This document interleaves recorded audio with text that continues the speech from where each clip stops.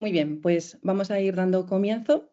Y nada, eso, bueno, bienvenidas, bienvenidos a todo el mundo a la quinta edición de las jornadas virtuales sobre mujer y mundo chino. Nos llena de verdad de alegría poder dar continuidad a esta parte, ¿no?, del programa de la Fundación Chili, el programa Tingling, un año más. En esta ocasión tenemos el placer de escuchar a Rubén Almendros, investigador postdoctoral en el Instituto de Filosofía y Literatura Chinas de la Academia Sínica Taipei, Taiwán. Es doctor cum laude por el INALCO y la Universidad de Granada. Es especialista en literatura china premoderna y teoría literaria. Su investigación doctoral analiza los vínculos entre historia y ficción en la novela El pabellón de los espejismos. Ha llevado a cabo estancias de investigación en instituciones como la Academia Sínica, como bien he dicho, la Universidad de Harvard, y la Universidad de Chicago y la British Library. Antes de dar inicio a la ponencia, bueno, quiero expresar, ¿no?, mi más sincero agradecimiento a todas las personas que os habéis inscrito por un lado y que estáis hoy aquí presentes en la charla. También a Lucía y a Mar, que están ahí, ¿no?, en la coordinación, en el apoyo técnico y en toda la difusión de estas jornadas, ya que sin ellas no habría sido posible llevar a cabo estas jornadas. Y, por supuesto, mi mayor agradecimiento a Rubén por su todo, por su dedicación, disponibilidad y su buena actitud siempre. Así que, bueno, para recordar un poco cómo funcionan, ¿no?, estas jornadas, las charlas, el desarrollo de la charla, primeramente Rubén va a llevar a cabo su presentación. Posteriormente pasaremos a lo que son las rondas de preguntas como tal, ¿no? Entonces, una vez que termine la charla, podréis solicitar el turno levantando la mano, no así, sino dándole a la manita para que os podamos dar paso, activar el micrófono y a hablar. O si lo preferís, podéis dejar vuestras preguntas en el chat. Lucía las leerá y, bueno, pues Rubén hablará con vosotras, las responderá y, bueno, tendremos un diálogo entre todas. Así que, bueno, ya son y 5, así que nada, vamos a dar comienzo y bueno, muchísimas gracias por estar aquí este sábado. Adelante, Rubén, cuando quieras.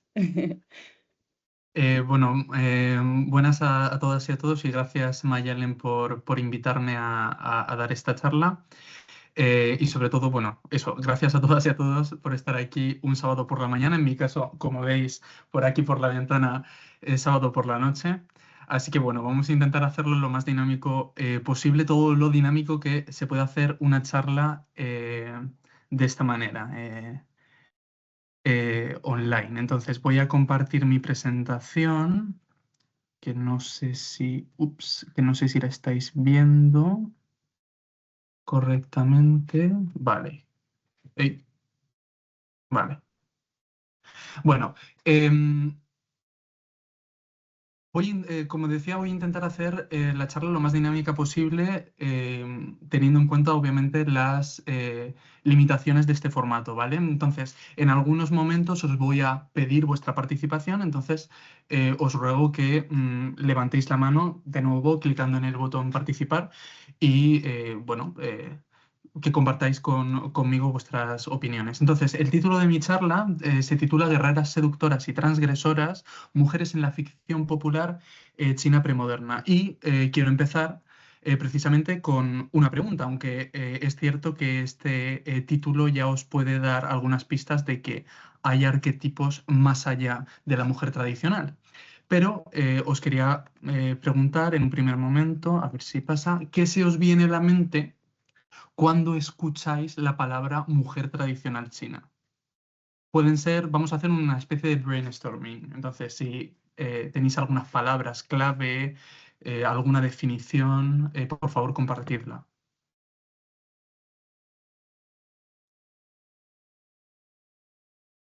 ¿Alguien se anima? Sí, si podéis dar paso a Ana. A mí se me ocurre Sue Bao Chai en Señor el Pabellón Rojo, como Sí. esa idea de mujer que representa. Vale, y para que la gente pueda tener más Pues que detalles, ¿cómo está es su Chai? centrada en el estudio de los textos apropiados para mujeres, las labores de mujeres, que sabe y acepta que su propósito en la vida es casarse y dedicarse al cuidado de los hijos y no tiene como aspiraciones más allá de eso, ni quiere salirse de eso. Sí. Muy bien, muchas gracias, Ana. ¿Alguien más quiere añadir algo? Si no, Rubén, te leo del chat que han puesto Vale, sí, cosas. sí, perdona, porque Sí. como tengo la pantalla completa, Sí, no te no veo nada. preocupes. Nada. Inés pone sumisa a la familia y al marido que esconde su inteligencia por miedo a ofender a los teóricamente inteligentes. Patri pone obediente. Lucía Espinosa pone recatada, siempre en el recinto del hogar. Y Nerea pone piel blanca, sumisión, obediencia, sufrimiento. Si pensamos en clases altas, aparte de la piel, los pies vendados. Elena añade virtudes propiamente femeninas, asociadas a la familia, cumplir deseos del marido, formar una familia, silencio. Y Anabel pone depende de periodo en China, mujeres con rol menos público en la vida de China. Pero también tenemos mujeres como Wu Zetian o Hua Mulan. Vale, perfecto. Podéis dar la continuación de la charla vosotras. Nada, muchísimas gracias. De hecho, he preparado algunas palabras clave y todas, absolutamente todas ellas, las habéis nombrado. A ver si... Vale, por ejemplo, habéis dicho la obediencia al marido, la obediencia al padre, la obediencia también al soberano. La reclusión es importante, esta idea de que hay espacios propiamente femeninos, los patios interiores. Podemos hablar también de piedad filial, es decir, de estas relaciones jerárquicas que vertebran toda una sociedad confuciana. El vendaje de pies, esto también es muy importante, que aunque es un rito puramente femenino, se basa en una proyección del deseo masculino y además impide la movilidad de las mujeres por lo aparatoso del sistema. Y también, no sé si lo habéis dicho alguna de vosotras, pero la castidad también es importante en esta idea de la mujer tradicional china, el hecho de luchar contra la deshonra sexual. Pues bueno, hoy en la ponencia de hoy vamos a hacer un repaso por distintos arquetipos femeninos en la ficción china vernácula tardoimperial, es decir, en la literatura de entretenimiento escrita en un chino cercano a la lengua hablada que se consumía ampliamente en China gracias al desarrollo de la imprenta de tipos móviles. Estos arquetipos, los arquetipos que os voy a mostrar hoy, nos mostrarán que frente al ideal de una mujer regida por estas relaciones filiales, neoconfucianas, la literatura ofrece un panorama más diverso y concretamente el género del xiaoshuo, que literalmente quiere decir palabras insignificantes en contraposición a géneros más nobles como la historiografía, el pensamiento, la poesía, y que a día de hoy tendemos a traducir de manera un poco imprecisa como ficción o como novela. Entonces, como decía, el xiaoshuo se alza como un género puramente heterodoxo, en el que hay cabida tanto para las mujeres sumisas de las que hablabais, como para rebeldes transgresoras o incluso para criaturas no humanas con un exceso de energía femenina. Es importante puntualizar que todos los relatos que aquí os voy a enseñar, que os voy a relatar, fueron compuestos entre finales de la dinastía Ming y mediados de la dinastía Qing, es decir, pertenecen a un rango histórico que va desde el siglo XVII hasta mediados del siglo XIX. Por tanto, y esto es muy muy importante, no podemos leerlos desde nuestra contemporaneidad como una reivindicación de otro tipo de mujer, como una liberación de las obligaciones y los cánones femeninos o como cualquier otro tipo de discurso que podríamos llamar protofeminista. Hemos de tener en cuenta que a pesar de que en esta época ya existen autores mujeres, en paralelo desarrollo a un lectorado femenino, los relatos que os voy a presentar aquí han sido presumiblemente escritos por hombres.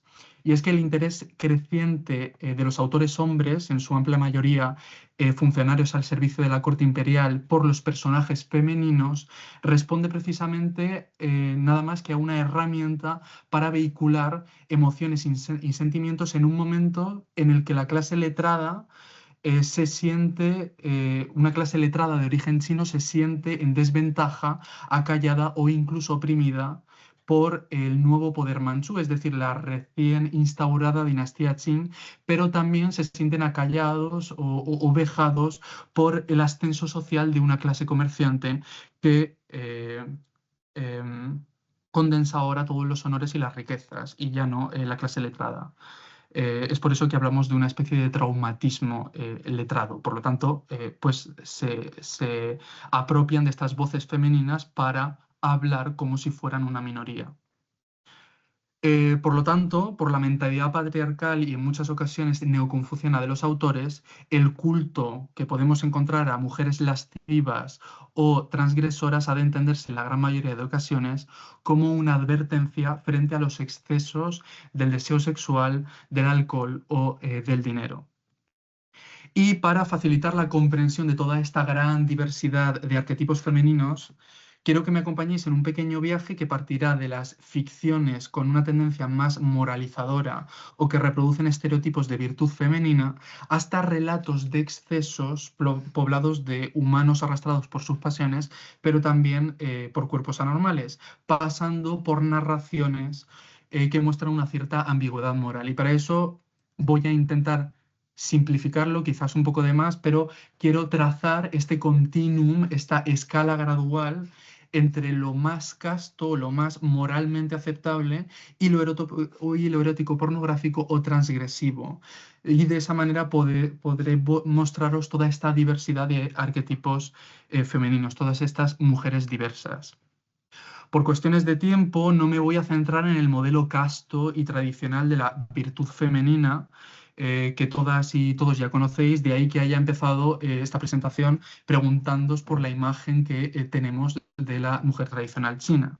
Así que me limito simplemente a evocar el subgénero nobilístico más casto y pongo estas comillas porque volveremos a él más tarde puntualmente para matizar esta castidad que se le ha presupuesto a este género desde los estudios chinos. Estoy hablando del subgénero de las novelas de la Bella y el Letrado, las Zaijian Xiaoshuo, que son una suerte de folletines, unos auténticos bestsellers de la época y primeras muestras de ficción china traducidas en lengua occidental, que narran historias idealizadas de amor entre un letrado talentoso y una mujer que es hermosa y virtuosa y que normalmente se cierran con un final feliz.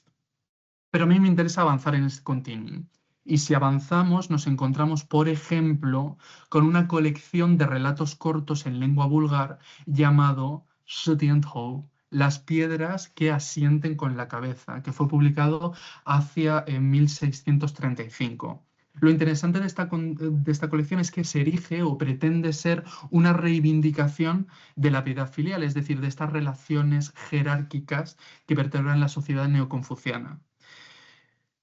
Por lo tanto, si os preguntaréis si la piedad filial es central en esta obra, ¿por qué no la he puesto al principio de este continuum, de esta escala gradual junto a las novelas de la Bella y el Letrado? Pues porque lo que se supone que es una colección que reivindica la piedad filial podría ser más bien un experimento irónico.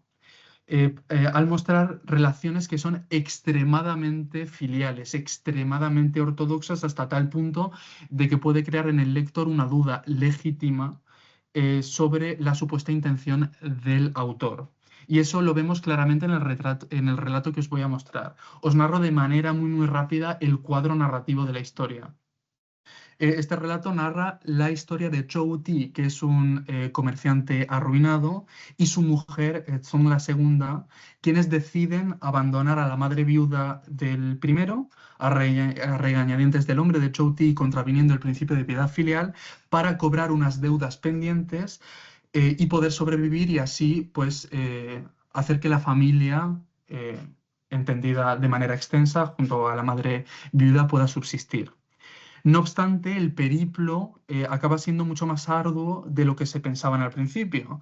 ¿Por qué? Porque los deudores se escabullen. Zhou Ti es contratado como contable en Yangzhou, que es una ciudad comercial de la provincia de Jiangsu, pero una rebelión devasta la región y se instala así la hambruna. Por lo tanto, la situación de la pareja, que es una pareja, y esto es importante recordarlo, que no tiene hijos, la situación de la pareja es peor que al inicio de la historia.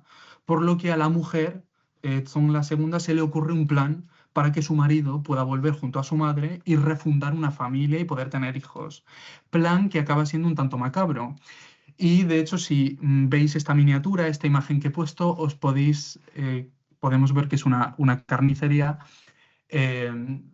Os puede dar ya una idea de cuán macabro puede llegar a ser este plan. Entonces voy a leer un pasaje, ¿vale? Y de esa manera vamos a poder analizarlo juntas y juntos.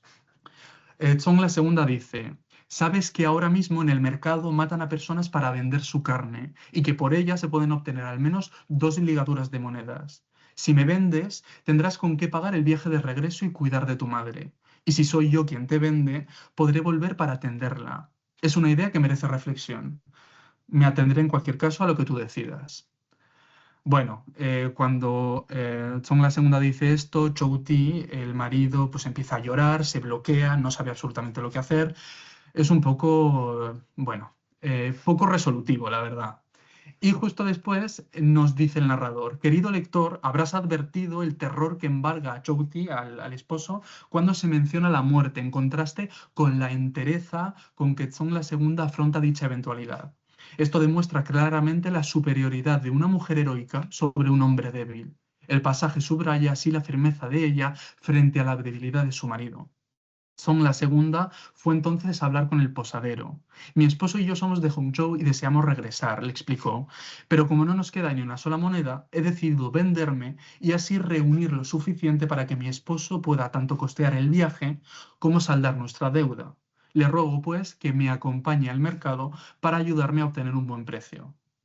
Como tales transacciones se habían vuelto habituales en esta época y nadie las cuestionaba, el hombre aceptó de buen grado y la condujo al mercado de Changzhou, a la tienda de un carnicero bien conocido. Este había agotado ya su mercancía y no tenía nada más que ofrecer. Tras examinarla de arriba abajo, no era corpulenta, aunque tampoco demasiado delgada, ofreció 3 ligaduras. A Zong la segunda le pareció poco y exigió 4. Bueno, entre medias se pasan un montón de cosas, pero lo que nos interesa de la historia es que vuelve a ver al carnicero para vender su cuerpo y dice: mi marido vendrá antes o después. Le ruego que le entregue este escrito y le diga que regrese a casa cuanto antes y sobre todo que no vuelva a pensar en mí. Así lo haré, prometió el carnicero guardando el documento. Al dispersarse, los últimos curiosos murmuraban: seguro que fue el marido quien la vendió. Por fin, Zong la segunda se despojó de sus ropas para la ejecución sin mostrar la menor vacilación. El carnicero, aunque conmovido, no olvidaba las 4 ligaduras que había pagado y estaba decidido a no perder su inversión. Reprimiendo cualquier escrúpulo, descargó el golpe fatal y luego abrió su pecho y la vació como hacía con los cerdos y las ovejas. En cuestión de instantes, la virtuosa y filial Zong quedó reducida a pedazos de carne expuestos sobre el mostrador.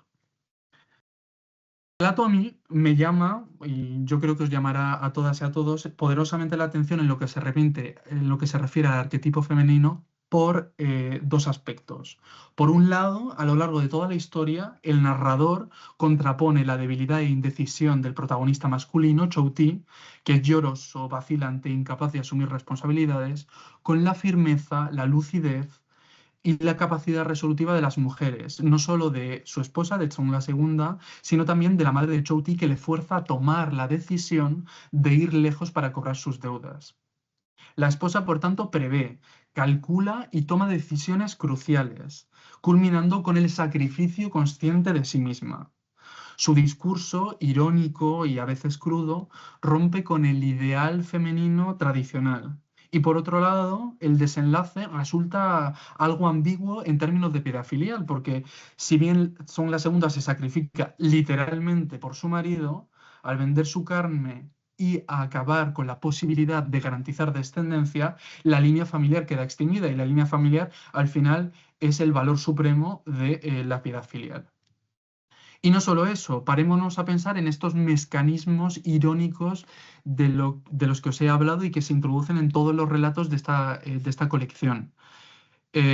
Supuestamente aduladora de la piedad filial. ¿Qué quiere decir, qué querrá decir que Zong la segunda vende su propia carne? Y aquí lo dejo abierto. ¿Hay alguien que quiera decir qué podemos entender? ¿De qué metáfora se trata? Si alguien escribe, por favor, Lucía, me dices. Sí, justo Nini ha puesto prostituirse. Eso es. Esto es efectivamente lo más interesante. En efecto, este relato podría tratarse de una alusión velada a la prostitución, especialmente en un lugar como Yangzhou, que a finales de la dinastía Ming en Yangzhou existía un mercado llamado de caballos flacos, es decir, un mercado de niñas muy jóvenes, prácticamente púberes o prepúberes, vendidas como futuras concubinas a comerciantes o incluso a letrados. Pero también podría tratarse de todo lo contrario, es decir, de una heroización de la castidad femenina que tanto preocupaba a los lectores de esta época. ¿Por qué? Y os voy a explicar por qué. El hecho de que Zhong la segunda nunca contemple vender su cuerpo sexualmente, es decir, prostituirse de una manera directa, no alusiva, y solo acepte venderlo bajo la condición de que sea destruido al mismo tiempo que lo vende, remite a los relatos de las mujeres que prefieren la muerte a la deshonra sexual. Pero es cierto, y en esto os doy la razón, no podemos tampoco obviar que la expresión también en chino de vender el propio cuerpo, mai shen, empleada también en este relato, posee una connotación innegablemente ligada a la prostitución. Pero bueno, en cualquier caso no me quiero quedar con este relato, quiero seguir... perdón, quiero seguir un poco avanzando. Entonces, quiero continuar con nuestro viaje por los arquetipos femeninos y avanzar en esta escala gradual hacia un modelo algo más disruptivo respecto a la mujer tradicional filial. Y este modelo seguramente lo conoceréis muy bien.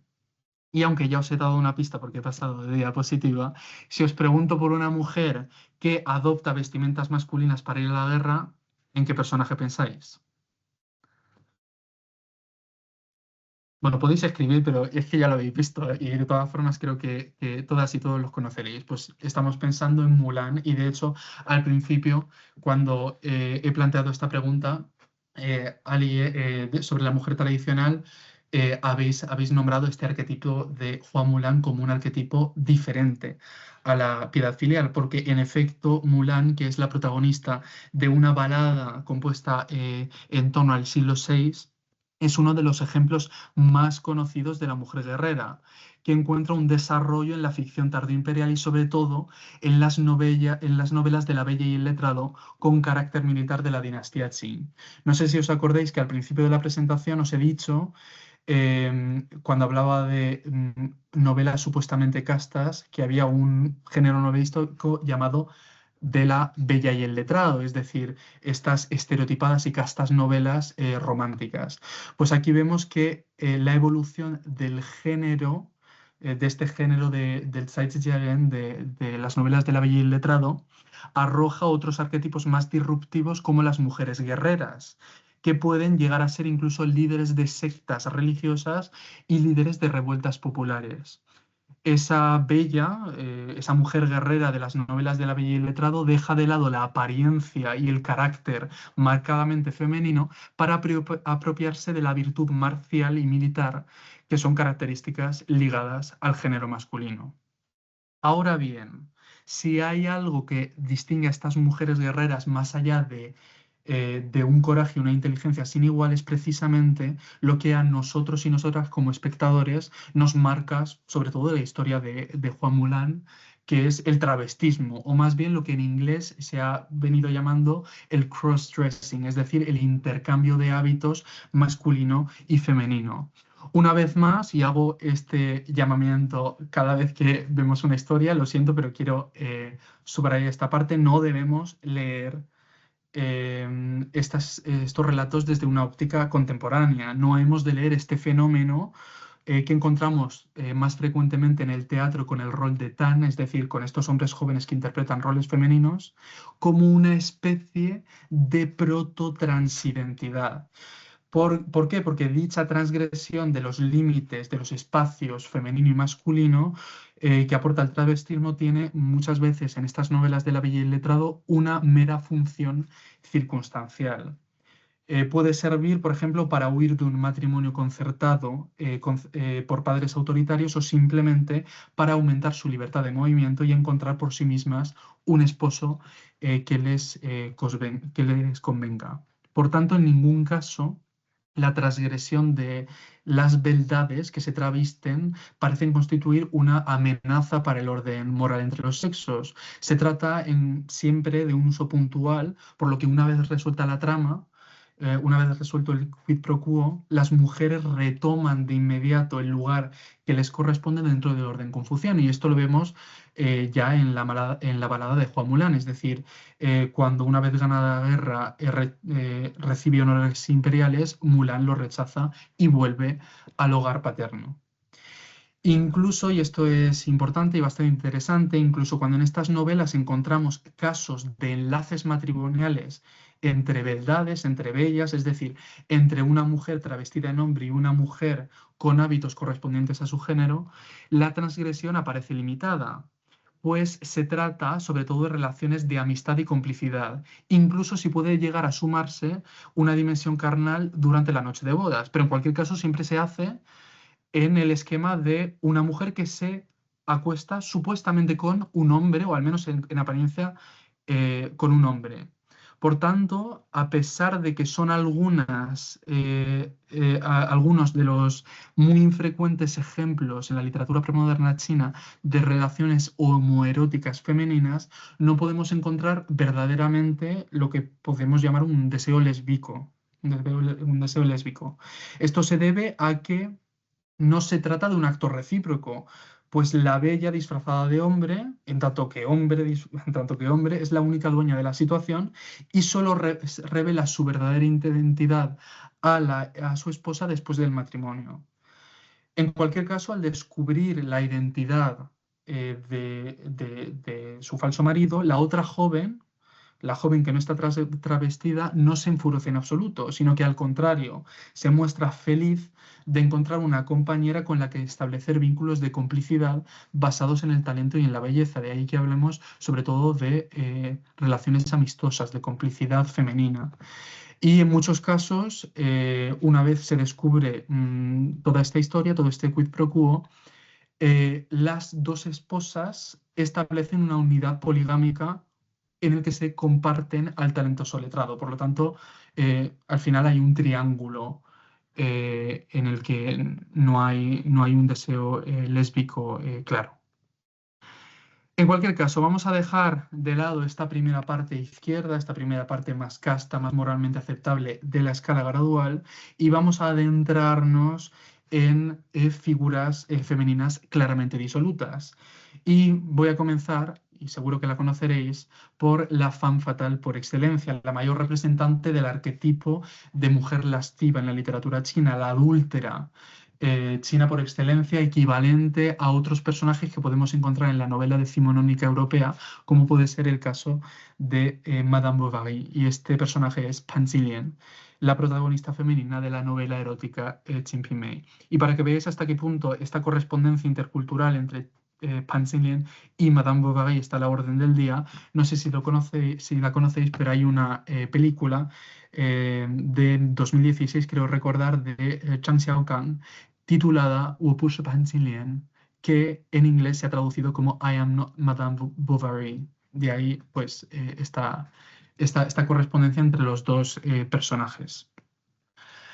Os doy un poco de contexto sobre esta novela. Publicada en 1610 y traducida al español por Alicia Relinque, Chin Pei Mei narra el ascenso social de un lúbrico comerciante, Simon Jing, cuya espiral de poder también se verá reflejada en el seno de su propio hogar, a través de sus relaciones sexuales, en algunos casos aberrantes, con sus 6 esposas, sirvientes, prostitutas y personajes de toda condición social. Una deficiente gestión de los placeres arrastra a Simon Jing a la muerte, pues Simon Jing muere a manos de nuestra depravada Pan Xilian, quien le administra una dosis demasiado elevada de un afrodisíaco que por otro lado no necesita, porque el rendimiento sexual de Simon Jing es encomiable. Si bien la novela ha sido leída posteriormente como un retrato sobre la desintegración de la dinastía Ming y como un alegato neoconfuciano contra la desmesura para alejarse de todo exceso, la realidad es que el discurso moral que encontramos en la novela puede llegar a ser un tanto ambiguo. Contradictorio e incluso a veces irónico, pues el pensamiento confuciano, así como el taoísta y el budista, son constantemente objeto de burla. Quizás el objetivo del autor anónimo no era tanto advertir de un mal uso de la gestión de los placeres, sino simplemente crear un relato de entretenimiento que avivara el deseo, que avivara el placer de sus lectores. En cualquier caso, lo que sí está claro una vez más es que el espíritu indómito de Pan Xinlian no responde a una postura progresista respecto a la mujer, no hay una verdadera liberación de la mujer, puesto que el discurso misógino del autor narrador se repite a lo largo de la novela, y os doy un ejemplo para que veáis que no hay absolutamente ningún tipo de visión progresista. En un momento dado, el narrador dice: estimados espectadores, escuchad. En general, la mujer es voluble. Cuando ya no quiere a su marido, aunque seas el tipo de hombre resuelto, capaz de masticar clavos hasta romperlos, difícilmente podrás evitar sus maquinaciones secretas. Es que sois muy malas todas. Desde antiguo, el varón gobierna en el exterior y la mujer en el interior. ¿Y cuál es entonces la causa de que la mujer suele destruir el buen nombre del varón? Sencillamente es que él no consigue controlarla. Resumiendo, todo reside en que el marido cante y la esposa le haga coro. Pero bueno, en cualquier caso, me quiero centrar aquí en el personaje de Pan Xinlian, ¿vale? Al comienzo de la novela, Pan Xinlian se muestra terriblemente aborrecida debido al manso carácter de su marido, Wu el Mayor. Y se ve en cierta manera abocada a cometer irremediablemente una infidelidad, fruto de la acumulación del resentimiento hacia este marido, hacia Will Mayor. De hecho, en un momento de la novela, al principio, Pan Xinlian dice algo así como: ¿acaso ha nacido otro varón en este vasto mundo como para haberme casado con este? Y cada día igual, si tiras de él, no camina, si le pegas, recula. Es por ello que el encuentro con Ximenzing, del que se elogia en un poema que tiene un miembro viril de 10 pulgadas, será un soplo de aire fresco en la vida de Pan Xinlian.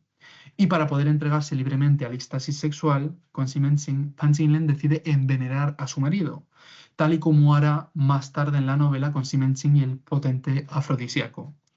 Y consuma el acto sexual con el protagonista durante los funerales de su marido, contraviniendo así toda norma ritual y social y cualquier sentido común, básicamente, y cualquier sentido del decoro. Pan Xinlian, en tanto que mujer lasciva, se caracteriza pues por su capacidad de seducción. De hecho, Qin Pi Mei actúa como una novela río, es decir, como una novela que se nutre de una subintriga de una novela anterior, en este caso de la novela A la orilla del agua, Shui Hu Chuan. Y concretamente se sirve del famoso episodio del combate físico de Wu Song con un tigre que mata con sus propias manos para establecer un paralelismo con el proceso de seducción femenino.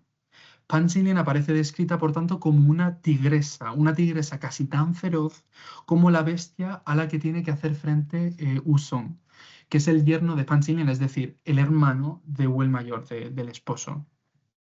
Esta repulsión, a pesar de los intentos seductores de Pan Xinlian, Wu Song resiste ante sus avances, como también resistió al tigre. Pues esta repulsión y esta resistencia reafirman su virilidad, en la medida en que ésta se define éticamente, una virilidad cuyo principio fundador es el honor homosocial, es decir, un código fraternal, un código entre hombres, lo que diríamos hoy un bro code, que niega el deseo erótico entre un hombre y una mujer. Es una atmósfera claramente homosocial. Si bien los primeros momentos de Pan Xinlian con Ximenzing son idílicos, la incorporación de nuevas mujeres al hogar desatan los celos de Pan Xinlian, que como veis reúne todos los vicios posibles. De hecho, aunque la gran mayoría de los personajes de Chen Pimei son corruptos, depravados y están escritos negativamente, en todos ellos se puede encontrar un resquicio de virtud, incluso en el caso de Xi Menqing, que siente un genuino afecto por una de sus esposas, Li Ping'er. He dicho todos los protagonistas, pero no todos los personajes de Chen Pimei. Todos los personajes de Chen Pimei pueden ser un poco virtuosos, excepto Pan Xinlian, que es la femme fatale por excelencia. De hecho, la aparición de Song Huilien, que es su doble, es un poco su doppelganger, un doble de Pan Xinlian en una versión más bella, más joven y con pies más pequeños, que al final es uno de las partes corporales que más avivan el deseo masculino, y por tanto su némesis por naturaleza no hace más que subrayar esta naturaleza envidiosa y malvada de Pan Xinlian. Y vamos a dejar de lado a esta mujer disoluta, y para concluir mi presentación y acercándonos a esta dimensión más erótica, más transgresiva, más lejos de la moralidad, más lejos de la normalidad, no puedo dejar de evocar unas ciertas criaturas no humanas. En la mayoría de estos casos, las criaturas no humanas no tienen un género establecido. Algunas son masculinas y otras femeninas, pero suelen estar caracterizadas por un exceso de energía yin, es decir, por un exceso de energía femenina. Como puede ser el caso de los fantasmas y los espíritus, que tienen mucha energía yin. Algunas de estas figuras suelen tener un componente erótico e incluso en algunos casos hipersexualizado. Y esto lo podemos ver, por ejemplo, en una novela de mediados de Qing, Yeso Puyen, Humildes palabras de un viejo tosco, que es una novela que narra la lucha contra toda heterodoxia, contra el cristianismo, el islam, las creencias locales y la confucianización del extranjero. Y precisamente la imagen del otro aparece feminizada y sumisa, pero también en muchas ocasiones hipersexualizada y repleta de criaturas extrañas. Y este es el caso, por ejemplo, de un episodio en el que se muestran unas pitones, unas serpientes pertenecientes a la etnia Miao, es decir, una etnia minoritaria del sur de China. Y a pesar de que existan pitones masculinas, la verdad es que todas están regidas por esta energía yin, por esta energía femenina. Sin embargo, hoy no me quiero centrar en estas criaturas no humanas con mucha energía yin, sino en criaturas que se mueven entre las fronteras del género, en criaturas que algunos investigadores se han atrevido a llamar de manera un poco temeraria, a mi parecer, transgénero, y que a pesar de la indefinición del género han sido frecuentemente asociadas a las mujeres. Y en este caso estoy hablando de lo que conocemos como los espíritus zorro. El zorro, yo os digo una imagen muy amplia. El zorro en la cultura china está omnipresente desde la antigüedad. Y se ha elogiado sobre todo su inteligencia, pero también su apego y su fidelidad, puesto que en el momento de la muerte suelen girar la cabeza hacia su lugar natal. Podemos hablar, por tanto, de una cultura vulpina en la China clásica, pero efectivamente los hábitos de vida particulares de los zorros hicieron que los chinos les atribuyeran desde el comienzo unos poderes sobrenaturales. ¿Por qué? Porque en efecto el zorro es un animal que está en esta frontera del género, evoluciona entre dos mundos, ¿vale? Emerge a la superficie antes de las primeras luces del alba, entre la noche y el día, entre la sombra y la luz, entre el frío y el calor, entre el yin y el yang. Pero también vive en madrigueras, en las profundidades de la tierra, un lugar que suele estar saturado de energía yin, de energía femenina, y que le permite absorber el aliento vital de la tierra, lo que le confiere una gran longevidad. Bajo la influencia del taoísmo, debido a su gran longevidad y a su naturaleza situada entre el yin y el yang, al zorro se le ha atribuido la capacidad de metamorfosearse. Y a menudo estos zorros eligen transformarse en seres humanos para continuar esta búsqueda de la inmortalidad, de la longevidad, lo que hace así nacer el arquetipo que nos interesa, que es el arquetipo de los espíritus zorros. Y el espíritu zorro tiene dos opciones, tiene dos elecciones para buscar la inmortalidad en la Tierra. Puede elegir la vía del estudio de las ciencias ocultas o puede elegir otra vía, y esta es la vía que nos interesa hoy, la vía demoníaca. ¿Y qué es la vía demoníaca? Pues es una vía que consiste en alimentarse de la energía vital de sus víctimas humanas, hombres, mediante relaciones sexuales durante posesiones nocturnas. Y podréis preguntar, ¿y por qué esta importancia de las relaciones sexuales? Pues porque la energía vital del hombre está contenida, ¿dónde? En el esperma. Frente a las mujeres, cuya energía yin es normalmente inagotable, los hombres pueden ver a través del sexo su energía yang sustraída y perder así primero la salud y después la vida. Así pues, estos espíritus zorros que optan por la vía demoníaca suelen adoptar figuras femeninas para seducir a sus víctimas hombres y en muchas ocasiones se metamorfosean en cortesanas, en prostitutas, lo que es una elección, a mi parecer, para nada baladí, porque tanto unas como otras son igualmente perjudiciales para la salud de los hombres. ¿Por qué? Porque las prostitutas perjudican a los hombres por las enfermedades sexuales que pueden transmitirles, del mismo modo que las zorras los perjudican robándoles su energía vital mediante también prácticas sexuales. ¿Y dónde podemos encontrar todos estos espíritus zorros en la literatura? Pues lo podemos encontrar desde la antigüedad, desde muy temprano, en lo que se ha llamado las crónicas de lo extraño, lo que denominamos Zhiguai, que son relatos sobre espíritus, fantasmas y otras criaturas que conviven en el mismo nivel de realidad que los seres humanos y permiten fundamentar sucesos inexplicables de la cotidianidad. Pero también lo podemos encontrar en la ficción vernácula de la China tardío-imperial, y es esto lo que nos interesa. Y os voy a dar un ejemplo concreto, el ejemplo de una novela publicada en 1621 que se titula La historia picante de Chaoyang.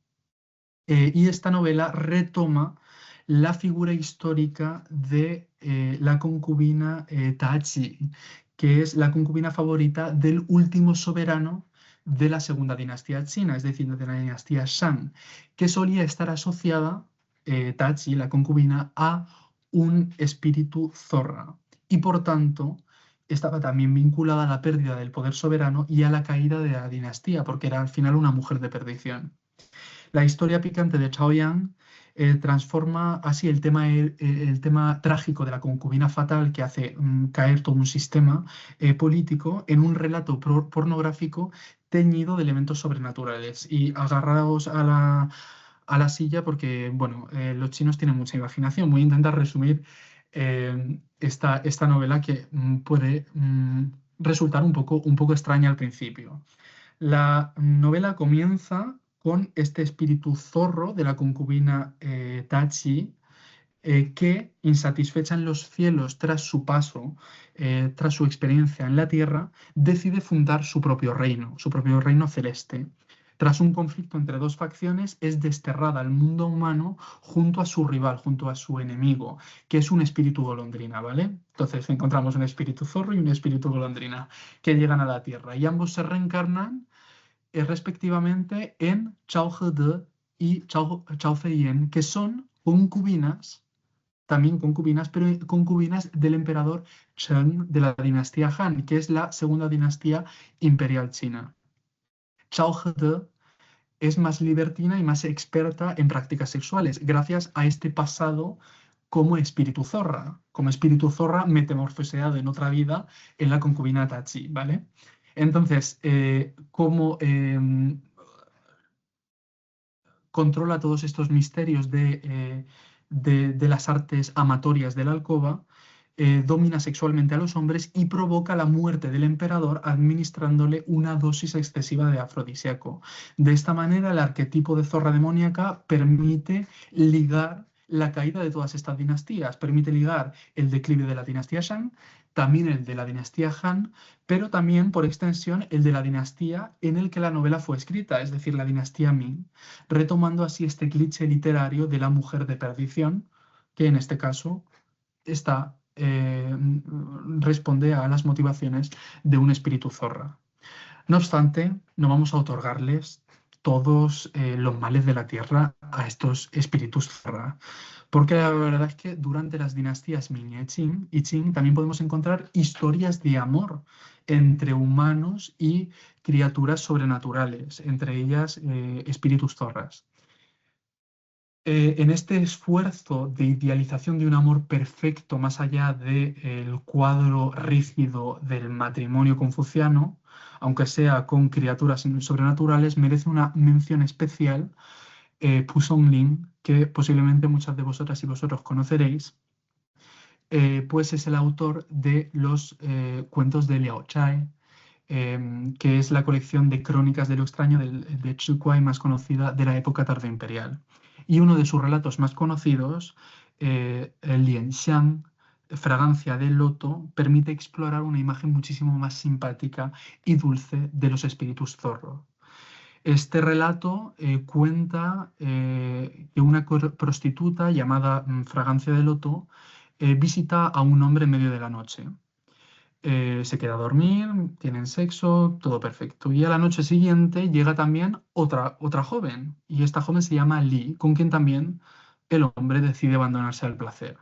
Pero la salud del joven empieza a resentirse, empieza a deteriorarse. Entonces las dos mujeres discuten sobre quién tiene la responsabilidad de esta enfermedad y ambas acaban confesando su verdadera naturaleza. Li, es decir, la segunda mujer, es el espíritu, es el fantasma de una difunta, mientras que Fragancia de Loto, Lian Xiang, es un espíritu zorra, pero, atención, es un espíritu zorra benévolo, pues no practica en ningún caso la absorción de la energía vital, es decir, la zorra no mantiene relaciones sexuales para absorberle su energía, sino por placer, pero también por amor. Por lo tanto, Li, es decir, el fantasma de la difunta que estaba al final causando esta enfermedad, decide marcharse y Fragancia de Loto lo que decide es adoptar el papel de salvadora y quedarse allí para cuidar al hombre. Por lo tanto, podemos ver que muchas veces los espíritus zorras también pueden tener una visión positiva y no ser siempre el súcubo, es decir, el demonio capaz de seducir a los hombres. Y con esta criatura no humana termino este breve recorrido por algunos arquetipos femeninos y con ello mi presentación. Pero antes de concluir me gustaría subrayar una idea, y es que la ficción, y con esto retomo lo que he dicho al principio, aunque no siempre rompe con los roles de género, incluso cuando parece ser transgresora, sí abre un espacio para repensar e imaginar otras formas de ser mujer. Y por tanto, a lo largo de estos relatos hemos encontrado, por ejemplo, a una mujer que vende su propio cuerpo para ayudar a sobrevivir a su marido, pero que a su vez pone fin al linaje familiar, algo especialmente grave en una sociedad regida por la piedad filial. Hemos encontrado también mujeres que se disfrazan de hombres para ir a la guerra o para escapar de matrimonios concertados, o mujeres adúlteras y lascivas capaces de seducir a cualquier hombre y conducirlo a su perdición. Y por último también hemos encontrado a criaturas sobrenaturales, como los espíritus zorro, que pueden absorber la energía vital de los hombres, pero también enamorarse de ellos. Por lo tanto, todos estos ejemplos nos muestran que la ficción premoderna china ofrece una gran diversidad de figuras femeninas, todas complejas y fascinantes. Espero, por tanto, que esta presentación sirva como una puerta de entrada, como una invitación a que os adentréis en este tipo de literatura que, lamentablemente, sigue siendo poco conocida en los contextos hispanohablantes. Así que esto, al final, es un regalo que os doy para que continuéis estudiando, leyendo e investigando todo este tipo de figuras. Y esto es todo. Muchas gracias. Os dejo una bibliografía recomendada en inglés, francés y en español, por si os interesa. Es bastante básica y cubre muchos de los relatos que os he presentado hoy. Muchísimas gracias. Bueno, muchísimas gracias, Rubén. Ha sido una presentación espectacular. Estoy segura de que a la gente le habrá encantado. Has hecho un recorrido impresionante, además con una conclusión, ¿no? Un resumen de nuevo rescatando, ¿no? Esa línea temporal que has hecho pasando desde la mujer virtuosa, la guerrera, la femme fatal, la lasciva y con las criaturas, ¿no? No humanas. Ha sido espectacular. Así que, bueno, vamos a dar paso a la ronda de preguntas, comentarios. Si queréis hacer alguna pregunta, repito, tenéis que levantar la manita, darle clic ahí. Lucía os abrirá el micrófono. Si queréis poner la cámara, también podéis ponerla. Tenemos unos minutos todavía, así que si queréis intervenir, adelante. Si no, mientras tanto, si no hay ningún comentario, yo puedo ir lanzando alguna preguntita que se me ha ocurrido. Realmente ha sido impresionante y qué bien que hayas rescatado, ¿no? También la imagen de Mulan, que es como popularmente la más conocida, además de todos los arquetipos, ¿no? Que también tenemos en la literatura, por supuesto, española. Al final, son arquetipos universales, ¿no? Que se dan en todas las culturas y resulta muy interesante la perspectiva con la que lo has presentado. Así que, bueno, veo que hay una mano levantada. Un segundo. No hay. No, vale, me había parecido. Creo que Perfecto. había visto antes Ana, que había levantado, pero ha bajado la mano. Vale, bueno. Entonces no sé si quiere hablar o no, pero sí, sí quiere hablar. Sí quiere, perfecto.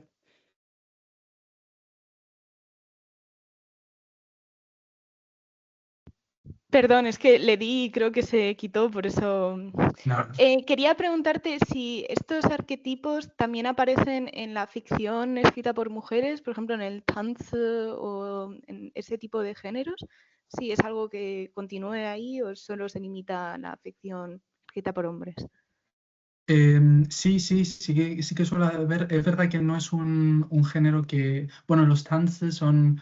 Es un género literario que estaba escrito sobre todo por mujeres y es un tipo de baladas orales, ¿vale? Que normalmente estaban escritas en dialecto. Y efectivamente se suele asociar a las mujeres. Ahora mismo no logro acordarme de si hay algún tipo de criaturas que he presentado, pero por ejemplo, un tanz muy famoso es el tanz sobre la mujer serpiente, la serpiente blanca, que es bastante conocido, es una leyenda china que creo que también se encuentra en Japón. Entonces, sí, todo este tipo de arquetipos femeninos también se pueden encontrar en la literatura de mujeres. Es cierto que no tengo todos los elementos para saber si el tratamiento es más progresista o no. A mí lo que me interesaba era enseñar precisamente cómo esta literatura más mayoritaria, es decir, la literatura de hombres, escrita por hombres, puede arrojar pues, arquetipos un poco alternativos. Pero bueno, que estoy seguro, además, conociéndote, Ana, estoy seguro que tú sabes muchísimo más de los tanz que yo. Yo soy menos poético y más novelístico.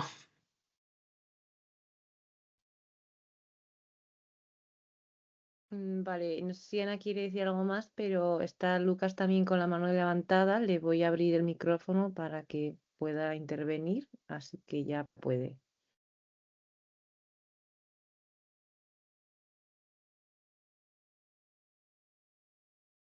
Lucas, ¿ya puedes activarte el micrófono?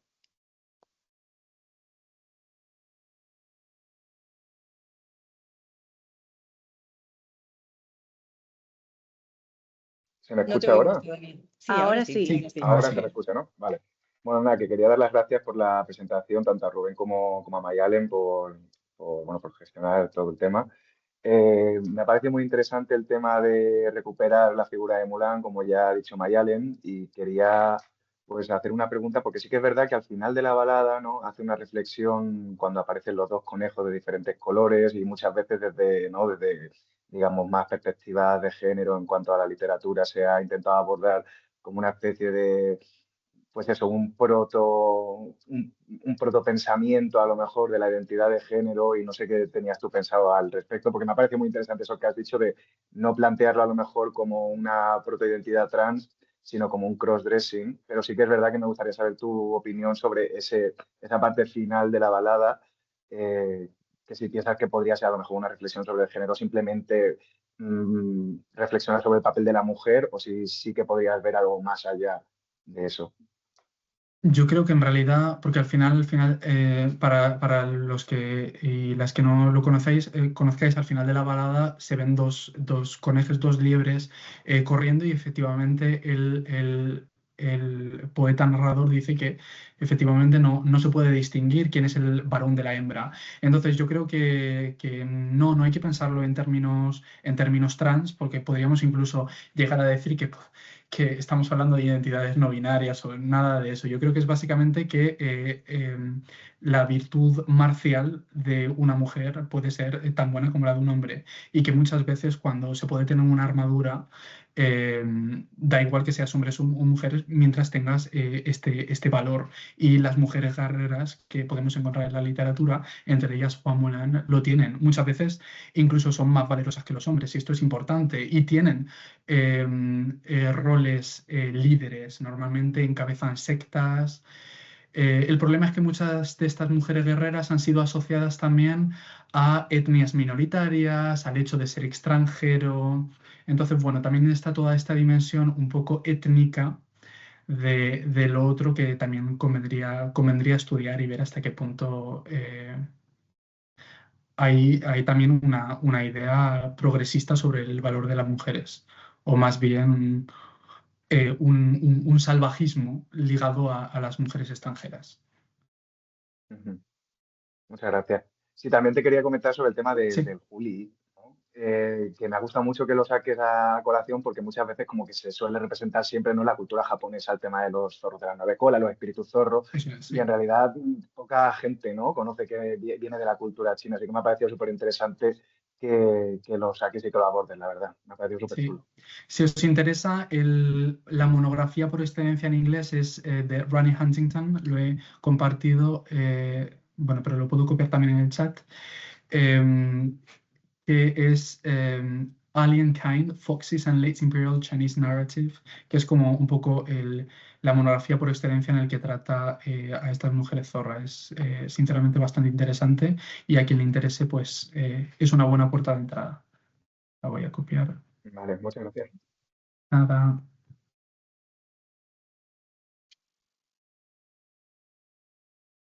Vale, ahora Isabela también había levantado la mano, así que ya le permito, ya puedes hablar, Isabela.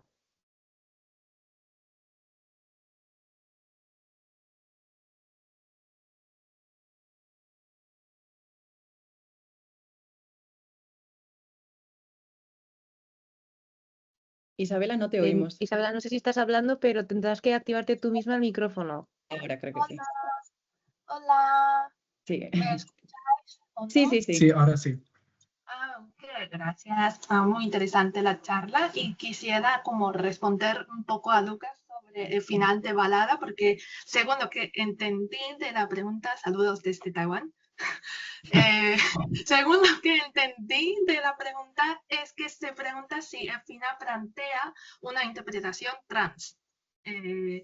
Entonces, antes de acabar de eso, de los conejos, un conejo macho, un conejo hembra, antes de acabar, la palabra estaba hablando de Mulan se maquilla, entonces ella después de las guerras ha vuelto a casa, su padre recibe a la hija, sus hermanas también, y luego Mulan se sentó para maquillarse Y entonces ella toca la puerta de la casa, se sentó en la cama, quitó la ropa de la guerra, se puso la ropa antigua, estaba arreglando el cabello, se puso una decoración de flor en la frente. Entonces yo creo que son interpretaciones bastante claras de que a ella le gusta ser mujer. No sé, yo pensaría que le encantaría volver a casa, encontrar con su familia, y entonces yo no interpretaría de forma como trans, pero claro, o sea, yo creo que hoy en día podemos interpretar de varias formas. O sea, invito a todo el mundo a pensar que rompamos los géneros y que podemos ser hombre y mujer a la vez. Así que, como espero que en el futuro no hay que encasillar en algún género. En eso, o sea, espero que esto no sea un problema para todos, que alguien quiere maquillarse siendo hombre o cualquier cosa que debe ser bienvenido. Entonces, eso. Solo quería responder un poco a Lucas, que la palabra sí que mencionó sobre que se maquilla todo eso. Y yo como una mujer me identifico un poco también como Dan, que está haciendo cosas que le gusta, que por fin pienso así, que por fin no tiene que fingir a ser hombre, no tiene que cargar la responsabilidad, todo eso patriarcal, todo eso, y está a gusto en su casa. Yo pensaría así. Gracias. Muchas gracias, Isabela. Sí, efectivamente yo creo que al final no hay que leerlos desde lo trans. Finalmente también por lo que os he presentado, que al final el travestismo tiene una función meramente circunstancial en este tipo de literatura, y al final, y esto es importante porque yo he hablado de mujeres que se travisten en hombres, pero también hay muchos hombres que se travisten en mujeres. En el teatro lo vemos muy claramente, pero lo vemos también en otro tipo de literatura. Muchas veces, por ejemplo, si hay alguien que les está persiguiendo, si quieren abandonar algún sitio, normalmente se visten de mujeres para poder escapar y que no se les reconozcan. Entonces, normalmente todo este travestismo no entra en conflicto con la identidad del personaje, sino muchas veces es únicamente prácticamente algo prácticamente de entretenimiento, es decir, tenemos que salir de esta situación. ¿Cómo salimos? Pues de esta manera que es un poco casi alocada. De hecho, en ese sentido, y no voy a hacer yo aquí apología de la película de Disney, pero precisamente en el Mulan de Disney, en el de dibujos animados, vemos también que los guerreros se travisten de mujeres para hacerse pasar por concubinas. Este tipo de quid pro quos lo podemos encontrar en la literatura china de la época de manera muy frecuente. Y, como digo, no tiene nada que ver con la identidad de los personajes.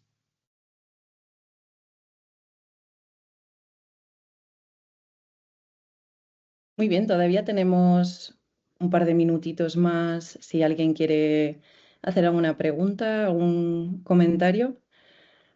Si no, yo te lanzo una última, que espero que no sea última pregunta, que sería, has estado hablando, ¿no?, de las criaturas no humanas, especialmente del zorro, que también estoy de acuerdo con Lucas, el hecho de traerlo, ¿no?, aquí, porque es muy bien conocido, sobre todo pues, por lo que es la cultura pop japonesa, se habla mucho, incluso aquellas personas que juegan a Pokémon pues saben, ¿no?, que también hay un Ninetales y así, o sea, es bastante popularmente conocido. Entonces, yo te quería hacer la pregunta de si nos puedes dar otros ejemplos de otras criaturas no humanas, a excepción de esta, de la del zorro.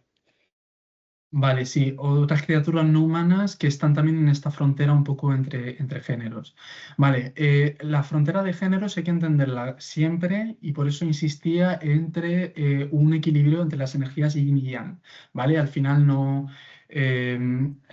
tiene tanto que ver con el género, sino más bien con la energía que predomina en el ser, y esto es bastante importante.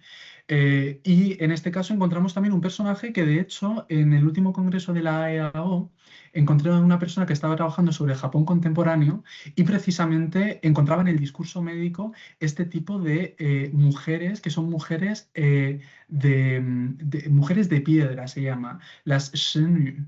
Y las mujeres de piedra precisamente son mujeres que, desde el punto de vista del discurso científico actual, podríamos decir que son mujeres con vaginismo, ¿vale? O mujeres que no tienen, o mujeres que pueden ser incluso hermafroditas, es decir, mujeres que no tienen los genitales suficientemente desarrollados, que tienen una apariencia prepuber. Entonces, esto es bastante interesante. Y de hecho, en una de las novelas que he nombrado rápidamente, cuando hablaba de las pitones, de las serpientes, en esta novela franca, Humildes palabras de un viejo tosco, hay precisamente un pasaje muy, muy largo de una mujer de piedra que se acuesta con el protagonista masculino. Y es gracias a la ternura del protagonista masculino y a esta predominancia del yang, de la parte masculina en el protagonista, que logra calentar a la mujer, porque normalmente son mujeres que están frías, que están prácticamente congeladas, que necesitan del calor de un hombre para poder ser realmente mujeres. Y precisamente justo después de acostarse con él, no acostarse y tener relaciones sexuales, sino de estar junto a él en la alcoba, se calienta, se le desarrollan los genitales, se le desarrollan los senos y entonces se le abre la vagina y ya puede ser penetrable. Entonces, ahí también esta idea de las criaturas que están un poco entre el yin y el yang, entre lo masculino y lo femenino. Ese sería otra criatura.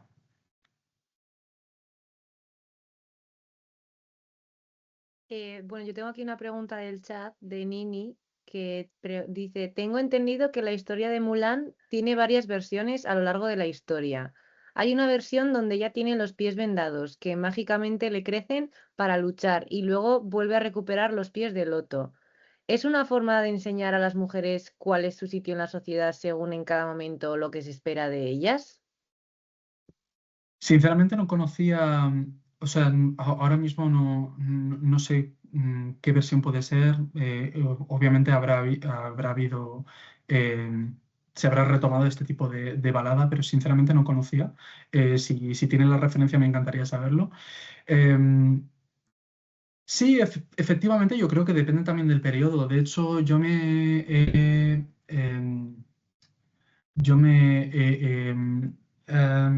parado a mediados de la dinastía Qing, pero sí, de hecho vamos al final del periodo imperial en el que se necesita un sujeto revolucionario que lo que haga es luchar contra las hegemonías occidentales que vienen a invadir China, etcétera, etcétera, etcétera. En todo este pasaje un poco a la modernidad del siglo XX.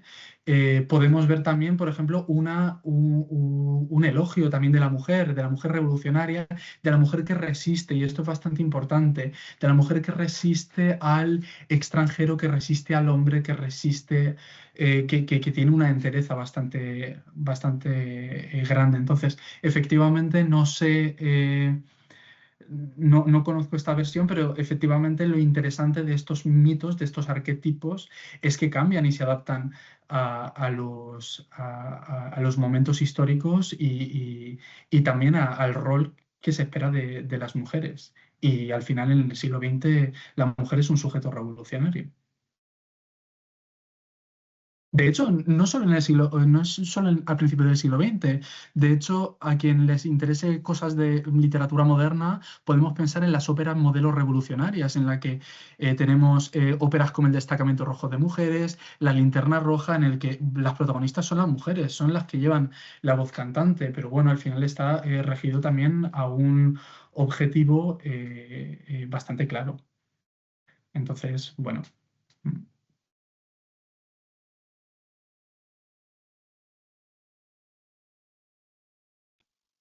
Muy bien, pues último llamamiento para alguna última pregunta, comentario.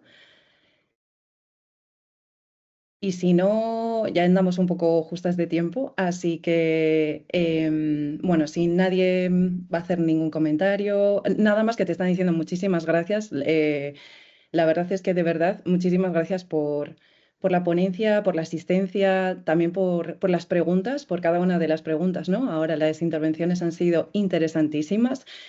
Ha sido muy breve realmente, o sea, es decir, ha sido una ponencia larga, pero se nota, ¿no? Denota que hay muchísimo trabajo, muchísima información y bueno, que esto daría para 3 ponencias más. ¿Quieres comentar algo, Lucía? Sí, que es que hay otra pregunta en el chat, entonces Perfecto, ya, pues sí, entonces ya la última. Es de J. Giro, que dice que tiene problemas con el micro, pero que le gustaría saber la opinión sobre personajes femeninos en la mitología. Nuwa, Guanyin. ¿A qué te refieres con la opinión?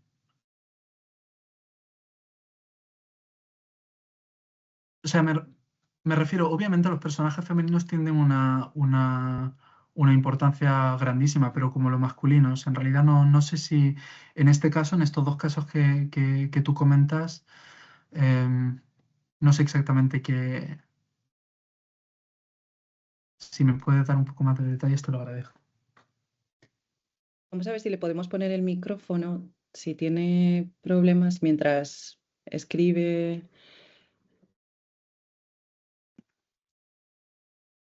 Vale, bueno. Ha respondido, los católicos tenemos un dios masculino, pero por ejemplo Nuwa es una mujer. Sí, pero bueno, hay muchísimas divinidades y también hay divinidades hombres. Tenemos a Shennon, tenemos un montón de divinidades. O sea, me parece que no. No sé hasta qué punto tiene importancia. También podemos pensar en la antigua Grecia y tenemos a Atenea, tenemos a Afrodita, tenemos muchos dioses. O sea, al final, yo creo que en todas estas culturas politeístas, pues tanto la mujer como el hombre cumplen su función. Isabel ha levantado la mano. Vale, Seguramente sí. quiere Vale, pues. reaccionar. Vale, a vamos esto. a darle a Isabela, pero ya la última. Sí. Perdón, pero era para responder que Kuan Yin es hombre y mujer a la vez, porque no tiene una representación fija, de hecho, aunque la mayoría se representa como una diosa. Pero en realidad, según el budismo o según, no estoy muy segura porque no soy muy creyente, o sea, creo en cosas, eso sí, pero digo que no practico de forma tan fiel como una fanática de la religión, o sea, que yo no soy así, pero en realidad, Kuan Yin, por lo menos en su origen, budismo, hinduismo, taoísmo, que no estoy muy segura cuál es, que cómo definiría, pero en realidad no hay un género que tiene que ser mujer tampoco, que tiene que ser hombre tampoco.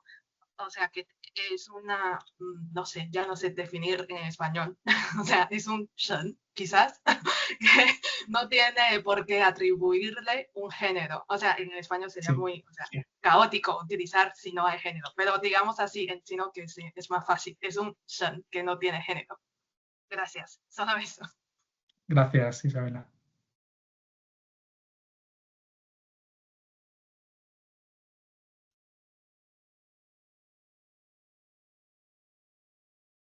Muy bien. Únicamente, vale, veo un comentario que es de Giro, si Guanyin se puede considerar un cambio de personaje masculino del budismo. Muy bien, pues bueno, muchísimas gracias por todos los comentarios. Bueno, veo otra vez una mano de Isabela y ya. Venga, vamos a dar paso a Isabela y ya terminamos, ¿vale? O igual, ¿tenías levantado la mano? Sí, perdón, que solo quería comentar una cosa porque hemos hablado mucho sobre los literatos hombres, pero hay una escritora que es Chen Duanshen que escribió una novela, Zai Sheng Yuan, que en dinastía Qin, y entonces también tiene esa historia de que una mujer que tuvo que cambiar la ropa para ser hombre, que tiene que fingirse, y en su momento, en la dinastía Qing, esa novela era muy popular y entonces sería una novela muy interesante para comentar en el futuro. Entonces, que se trata de especialmente como difuminar pues, la frontera entre hombres y mujeres. Entonces, solo eso. Gracias. Nos lo apuntamos para próximas investigaciones. Yo y todas.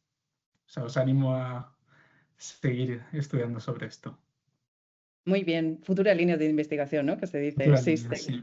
sí. Pues muchísimas gracias de verdad por vuestra alta participación, por haber estado aquí hasta el final. A Rubén, a ti por la presentación, de verdad ha sido fantástica, espectacular. Está grabada, se va a grabar, la subiremos, ¿no?, al canal de la Fundación para que podáis volver a verla. Y nada, muchísimas gracias de verdad por vuestra asistencia, participación, también a Lucía, Mar, por estar ahí y nuevamente de verdad a Rubén por tu trabajo. Así que nada, feliz fin de semana y nos vemos en las próximas jornadas. Bueno, aprovecho solo para decir que muchas gracias. Gracias además a todas y a todos por haberlo hecho tan dinámico. Sé que online puede ser un poco complicado, pero bueno, me ha encantado saber vuestra opinión, responder a las preguntas y nada. Muchas gracias a Mayalen y a Lucía también por toda la asistencia. Un abrazo. Gracias. Adiós, chao, chao.